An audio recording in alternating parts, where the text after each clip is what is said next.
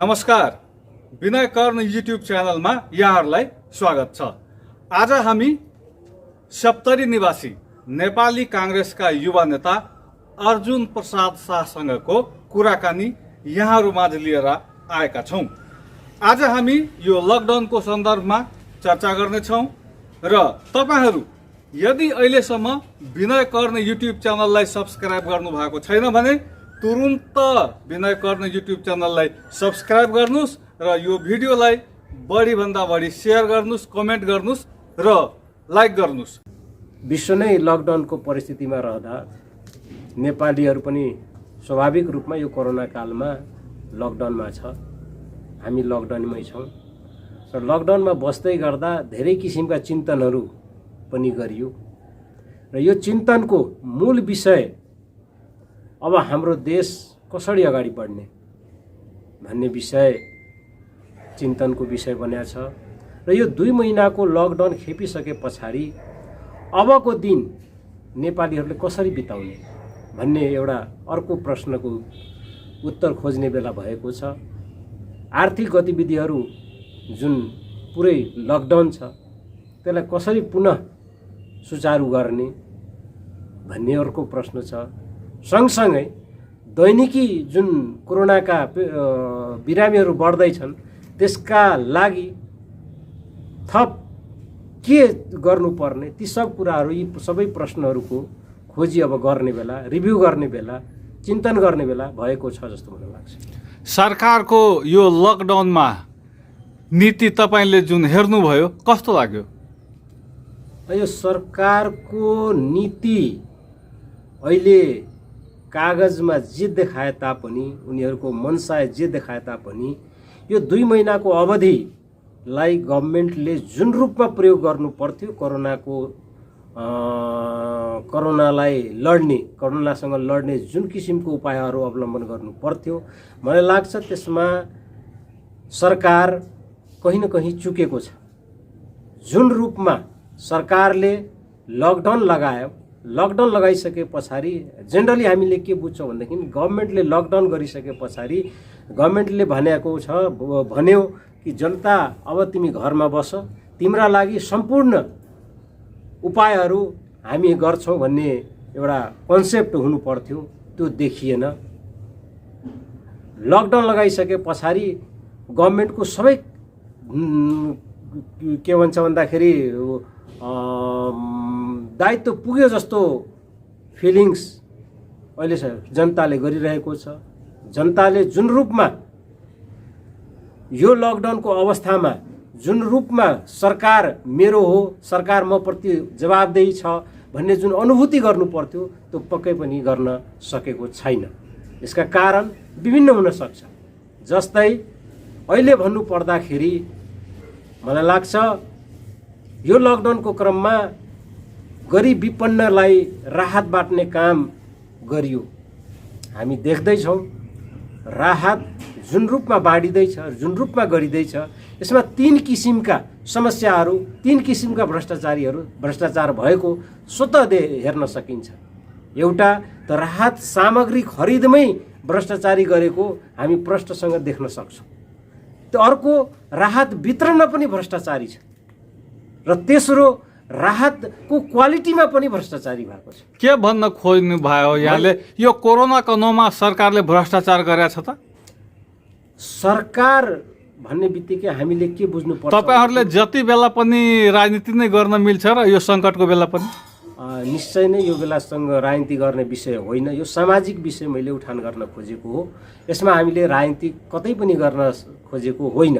किनभनेदेखि कसरी होइन भन्दा यसलाई प्रमाणित गर्दै मैले भन्नुपर्दा 3 तहको सरकार हाम्रो संविधानले परिकल्पना गरेको छ, सोही अनुसारको सरकारहरू छन्। एउटा स्थानीय सरकार छन्, एउटा प्रदेश स्तरको सरकार छ, एउटा केन्द्र स्तरको सरकार छ। र यो कोरोना कालमा केन्द्र स्तरको सरकारमा के कसरी भ्रष्टाचारी गरियो खरिद प्रकरणमा, यो पिपिई खरिदमा, हेल्थका सामग्रीहरू खरिदमा भन्ने कुरा समाचार मिडियाहरूमा आएको तपाईहरूलाई राम्रैसँग ज्ञात छ। प्रदेश स्तरमा पनि जुन रूपमा प्रदेशभित्रका चाहिने जनतालाई जुन रूपमा उसले गर्नुपर्ने सेवा सुविधाहरू दिन सक्नुपर्ने त्यो पनि गर्न सकेको छैन। र स्थानीय स्तरको कुरा गर्ने हो भने स्थानीय स्तरमा त झन बिजोगको अवस्था छ, किनभने डाइरेक्ट डेलिभरी त्यहीँबाट भइरहेको छ। वडा अध्यक्षलाई तपाईँहरूको मिडियामा तपाईँहरूले नै हेर्नुभयो होला, कतिपय वडा अध्यक्षलाई पिट्नसम्म खेद्न, रात बाँड्ने बेलामा खेद्नसम्मको परिस्थितिहरू निर्माण भएको छ। यसको सिधा बुझ्न सकिन्छ त्यो किन यसरी भएको हो भन्दा पक्कै पनि भ्रष्टाचारी हो। यसले अनि तपाईहरूले यसरी सरकारमाथि आरोप लाउँदा तपाईँहरूको भूमिका के त? निश्चय नै राम्रो कुरा उठाउनु भयो। हाम्रो भूमिका भनेको हाम्रा नेपाली काङ्ग्रेस जिम्मेवार पार्टी हो। नेपाली काङ्ग्रेसले जहिले पनि आफ्नो जिम्मेवारीलाई बोध गर्दै आफ्ना उपस्थितिहरू जनाएको छ। केन्द्र लेभलमा पनि नेपाली काङ्ग्रेसले कोरोनालाई सहयोग पुग्नका लागि यो कोरोना कोषमा चाहिने नेपाली काङ्ग्रेसले पैसा डोनेट गरेर आफ्नो उपस्थिति जनाएको छ। त्यसै गरी प्रदेश स्तरमा पनि नेपाली काङ्ग्रेसले डोनेसन गरेर यो कोरोनालाई सहयोग गर्ने, कोरोना हामी सरकार अगाडि बढ, हामी तिमीसँग साथ छौँ हिँडिराखेका छौँ, त्यो अनुभूति गराउनका लागि नेपाली काङ्ग्रेसले ती सबै कुरा गरेको छ। नेपाली काङ्ग्रेस जिम्मेवार पार्टी हो। नेपाली काङ्ग्रेसले यस्तो बेलामा राजनीति गर्न खोजेको होइन, मानव संवेदनशीलतालाई ध्यानमा राखेर अगाडि बढिरहेको छ। तपाईँहरू हेरिराख्नु भएको छ, जस्तो विगतको सरकारहरूमा तपाईँहरूले हेर्नुभएको थियो, विपक्षीहरूले जुन रूपमा सडकमा आन्दोलन गर्थे, सडकका बारदलीहरू भत्काउँथे, नेपाली काङ्ग्रेसले निश्चय पनि आफ्नो जिम्मेवारी बुझेको छ। यस अवस्थामा जहिले पनि जिम्मेवारपूर्वक पत्रकार सम्मेलन मार्फत, संसद मार्फत आफ्ना भनाइहरू राख्ने गरेको छ, आफ्ना स्ट्यान्डहरू राख्ने गरेको छ। प्रत्येक घटनामा चाहिँ नेपाली काङ्ग्रेसले आफ्ना विचारहरू त्यसरी नै राखिराखेको छ। यो सदाशयतालाई यदि कसैले नेपाली काङ्ग्रेसले विपक्षीको भूमिका निर्वाह गर्न सकेन भन्छन् भनेदेखि मलाई के लाग्दछ भनेदेखि यो देशको बारदली भत्काएर सडकमा चाहिने कुतूहल मचाएर मात्रै विपक्षीको भूमिका निर्वाह हुन्छ भन्ने मलाई लाग्दैन। लकडाउन के अन्तिम विकल्प हो त, या यसका अरू केही बाटोहरू हुन सक्छ? लकडाउन झन्डै 2 महिनाको समय हामीले व्यतीत गरिसक्यौँ। अब यो लकडाउनको स्वरूपलाई परिवर्तन नगरिकन यथावत 2 महिनादेखि चलिआएको जुन परिस्थिति छ त्यसै अनुसार यदि लकडाउन गरियो भने अब देश जनता धान्न सक्दैन। देश अब सङ्कटमा पर्ने स्थिति भइसकेको छ। सारा आर्थिक गतिविधिहरू लकडाउनमा छ, बन्द छ। यस्तो अवस्थामा अब हामीले स्वरूप परिवर्तन गरेर अगाडि बढ्नुपर्छ भन्ने मलाई लागेको छ। 2 महिनाको कम्प्लिट लकडाउनलाई हामीले एउटा पाटोमा राखेर अबको पाटो लकडाउन कुन ठाउँमा लगाउन मिल्छ, कतिवटा हट स्पटहरू निस्किन सक्यो, कोरोनाका चाहिने महामारीहरू कुन ठाउँमा बढेको छ त्यो ठाउँ पहिचान गरी बाँकीका ठाउँमा चाहिने आर्थिक गतिविधिहरू बढाउनु पर्ने र कम जोखिम भएका ठाउँलाई अलिक खुकुलो पार्नु पर्ने, वा विदेशबाट आयात निर्यातलाई जुन किसिमको लकडाउन गरिएको छ त्यसलाई सोही अवस्थामा राखेर देशभरिको आर्थिक गतिविधिहरूलाई अगाडि बढाउनु पर्ने परिस्थितिहरू मैले देखेको छु। अब यसरी नै सम्पूर्ण लकडाउन गरेर बस्नु र राज्यले आफ्नो दायित्व पुरा गरिरहेको भन्ने अनुभूति दिलाउनुले अब यो देश अगाडि बढ्दैन, किनभनेदेखि जनतालाई विभिन्न किसिमका समस्याहरू परिसकेको छ। अहिलेसम्म हामीले के मात्रै अनुभूति गर्यो भनेदेखि जुन लेबर क्लासका व्यक्तिहरू छन् जो आफ्नो दैनिकी श्रम बेचेर जुन आफ्ना रोजीरोटी चलाउँछन् त्यस्तालाई त हामीले प्रायोरिटीमा राख्यौँ। 2 महिनासम्म हामीले उनीहरूलाई राहतको रूपमा विभिन्न एङ्गलबाट विभिन्न माध्यमहरूबाट हामीले राहत उपलब्ध गराउने कामहरू गर्यौँ। नेताजी यो लकडाउन अवधि कोरोना काललाई जसरी भारतीय प्रधानमन्त्री नरेन्द्र मोदीले एउटा अवसरको रूपमा लिएर देशलाई आत्मनिर्भर बनाउनेतिर लाग्नु भएको छ, के हामीले त्यसो गर्न मिल्दैन र, हामी सक्दैनौँ र? म तपाईलाई यो बडा महत्त्वपूर्ण विषय उठाउनु भयो। नेपाल र भारतको कुरा जुन तपाईले अहिले उठाउनु भयो, राजनीतिक रूपमा हेर्ने हो भनेदेखि भारत पनि नरेन्द्र मोदीजीको पार्टी भाजपाले 2/3 बहुमत प्राप्त गरेको पार्टी र सरकार चलिरहेको छ। त्यस्तै नेपालमा पनि गत निर्वाचनमा झन्डै 2/3 मत प्राप्त गरेको नेकपाको सरकार, केपी ओलीको सरकार छ। मैले विगतमा पनि कयौँ आफ्ना विचारहरू राख्ने क्रममा यी कुराहरू राखेको थिएँ कि त्यहाँ 2/3 सरकारले कुन रूपमा काम गर्दैछ र हाम्रा केपी ओलीको सरकार जो झन्डै 2/3 सरकार छ त्यसले कुन रूपमा काम गर्दैछ त थोरै एनालाइसिस गर्ने हो भनेदेखि मलाई के लाग्छ भने हाम्रा यो केपी ओली हाम्रा आदरणीय प्राइम मिनिस्टर हुनुहुन्छ, प्रधानमन्त्री हुनुहुन्छ, उहाँ कतै अलमलमा परेको त छैन जस्तो मलाई भान हुन्छ। किनभने 2/3 सरकारले कसरी काम गर्छ भने स्टेप बाई स्टेप उनका चाहिने महत्त्वपूर्ण निर्णयहरू देशका निम्ति, जनताका निम्ति हुनुपर्ने ठाउँमा हामी देख्दैछौँ। विभिन्न किसिमका चाहिने विधेयकहरू जुन ल्याएको छ त्यो विधेयकहरूलाई यसो एनालाइसिस गर्दै गर्दा, चाहे मिडिया विधेयक होस्, चाहे त्यो गुठीका चाहिने विधेयकहरू हुन्, विभिन्न विधेयकहरू ल्याउँदै एक से एक विधेयकहरू ल्याउँदै र त्यसलाई चाहिने फेरि त्यो ल्याएको विधेयकबाट पछि हट्ने, भर्खरै अध्यादेश ल्यायो र त्यसबाट फेरि पछि हट्यो भन्दाखेरि हामीले के एनालाइसिस गर्न सक्छौँ भने नेपालका प्रधानमन्त्री जुन लगभग 2/3 शक्तिले सम्पन्न प्रधानमन्त्री कतै अलमलमा त परेको छैन। उनीहरू अलमलमा त छैनन्। जनतालाई जुन किसिमको डेलिभरी दिन सक्नु पर्थ्यो त्यो दिन सकिरहेको छैन। के भन्न खोज्नु भयो? सरकारले यो लकडाउन र कोरोना काललाई दुरुपयोग गरेको छ त? दुरुपयोग नभनौँ, त्यो शब्द उपयुक्त नहोला, तर अलमलमा चाहिँ परेकै हो।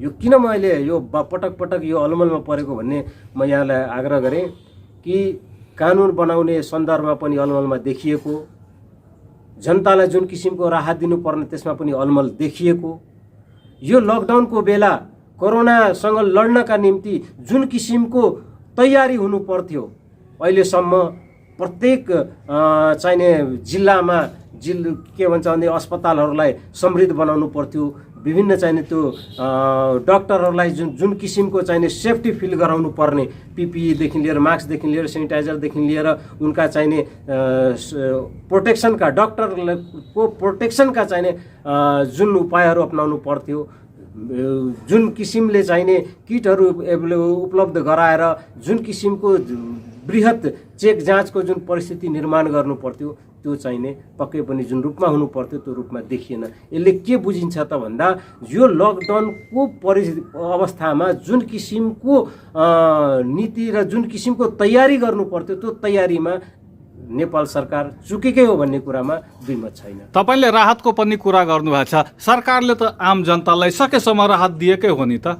राहत दिएको छ, तर तपाईँ पत्रकार हुनुहुन्छ, तपाईँकै मिडियाहरूले हरेक ठाउँबाट समाचार चाहिने प्रकाशन गर्दै गर्दा मैले पनि देखेँ कि ठाउँ ठाउँमा वडा अध्यक्षहरू पिटाइमा पर्नु, राहत बाँड्न नसक्नु, बाँडिएको राहत गुणस्तर नहुनु र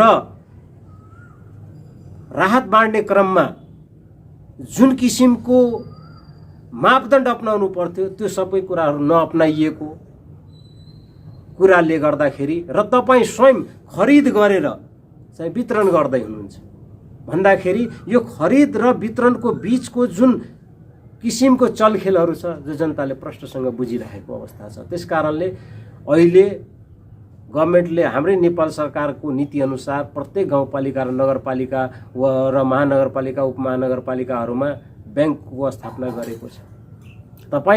तपाईँ यदि यो कुरालाई अहिले जति राम्रो गर्दाखेरि पनि भ्रष्टाचारी भएको छ भन्ने कुरा स्वर जुन उठिरहेको छ यसलाई करेक्सन गर्न सक्नु पर्थ्यो।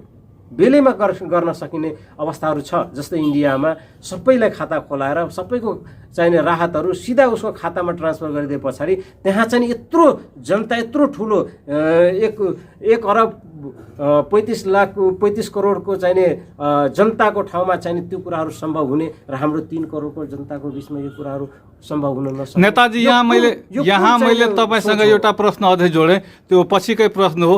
तपाईँले अघि नै भन्नुभएको हो कि भारतमा प्रधानमन्त्री नरेन्द्र मोदी पनि 2/3 प्रधानमन्त्री र नेपालमा पनि ओलीजी 2/3 प्रधानमन्त्री, अनि दुईटैमा चाहिँ भिन्नता ल्याउँदाखेरि को सफल? अब आफ्नै देशको सरकारलाई आलोचना गर्नु सायद एउटा विपक्षीको नाताले गर्नु आफ्नो ठाउँमा होला, तर अरू देशको दाँजोमा आफूलाई नराम्रो भन्न त्यो उचित हुन्न होला। तर सच्याउनु पर्ने पर्याप्त ठाउँ छ। मैले तपाईँलाई आलोचना गर्न भन्ने होइन, तुलना पनि गर्न भन्ने होइन, तर विश्वमा भएका राम्रा अभ्यासलाई त हामी सिक्न सक्छौँ नि त। धेरै कुराहरू सिक्नुपर्ने थियो, धेरै कुराहरू सिक्नुपर्ने थियो। अहिलेसम्म जति पनि कानुन बनाउनु पर्ने थियो केन्द्र सरकारले, राज्य सरकार, प्रदेश सरकारले, त्यो आजसम्म त्यो काम पुरा गर्न सकेको छैन। देशलाई समृद्धिको बाटोमा लानुपर्ने कामहरू एउटा सोच र सपना मात्रै देखाइयो, तर त्यो कार्यान्वयन गर्ने ठाउँमा असफल देखिएको छ। यो सरकार र प्रदेश सरकार भनौँ, केन्द्र सरकार भनौँ, अलमलमा परेको छ। यो अलमलमा पर्नुको मुख्य कारण यदि तपाईँ खोज्दै जानुहुन्छ भने निश्चय नै मुखबाट विचार व्यक्त गर्ने एउटा कुरा र दिमागमा राख्ने अर्को कुरा हुन्छ भनेदेखि त्यहाँ दुविधाहरू उत्पन्न हुन्छ। अनि अबको विकल्प के त? अबको विकल्प भनेको राज्य सत्ताले जनतालाई दिनुपर्ने पर्याप्त सेवा सुविधाहरू मुहैया गराउनु अनिवार्य विषय बनेको छ र हटस्पटहरू, कोरोनाका हटस्पटहरूलाई इङ्कित गरी उक्त ठाउँलाई एउटा विशेष निगरानी गर्दै बाँकी एउटा मापदण्ड बनाएर, एउटा चाहिने कानुनका मापदण्डहरू बनाएर यी परिधिमा चाहिने यो काम गर्न सक्ने, यी अवस्थामा यो काम गर्न नसक्ने भन्ने एउटा मापदण्ड बनाएर देशलाई अलिक खुकुलो बनाएर आर्थिक गतिविधि पनि अगाडि सञ्चालन गर्ने गरी काम गर्नुपर्छ भन्ने मलाई लागेको छ। अबको यो 2 महिना जसरी यो 2 महिनाको लकडाउन अब सोही स्वरूपमा यदि अगाडि बढाइयो भने मलाई लाग्छ यो क्षति बाहेक अरू केही हुँदैन।